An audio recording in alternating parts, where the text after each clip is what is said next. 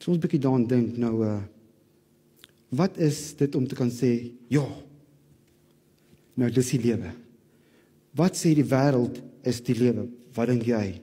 Wat dink jou vriende? Wat dink ek, is dit om te kan sê, wow, nou dis die lewe. Nou daar is 'n sekere resep seker daarvoor. Die wêreld sê dit is sukses, suksesvol wees, genot, jy moet jouself geniet, jy moet tevrede wees, jy moet gelukkig wees. I just want to be happy. En dan laastens, wil ek wil ryk wees.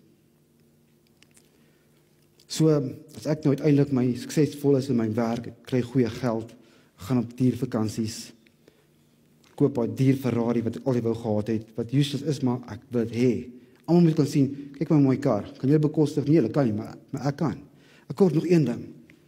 Daai mooi meisie wat niemand kan kry nie, maar as ek haar kan kry, al my vriende gaan so jaloers wees.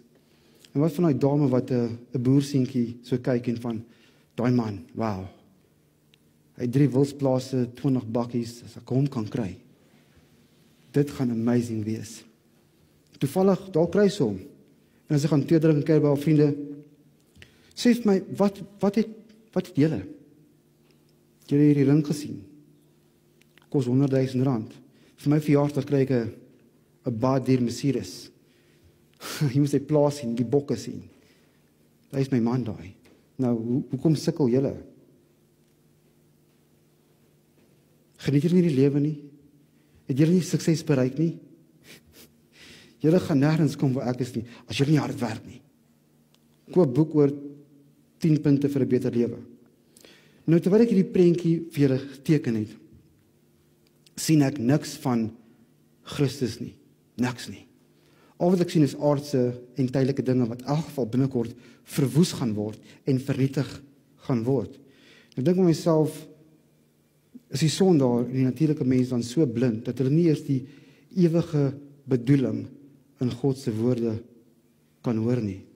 En dan wonder ons as Christene, kan ons die ewige klank hoor in God se woorde, of is ons so besig met ons eie dinge, so besig met die kar se paarmente, 'n spaarplan vir die kinders sodat hulle eendag kan gaan swat.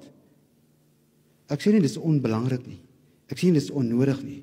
Ek vra, as ons so besig met vandag se dinge, met die hier en die nou, dat ons die ewige en geestelike dinge van die lewe totaal en al mis. Maar onthou, as ons die ewigheid miskyk en ons mis die merk, ons kan dalk van Port Elizabeth teruggaan Kaapstad toe, jou fout regmaak, maar as jy met die lewenspad fout maak, jou bestemming is vir ewig, jy kan nie dan verander nie.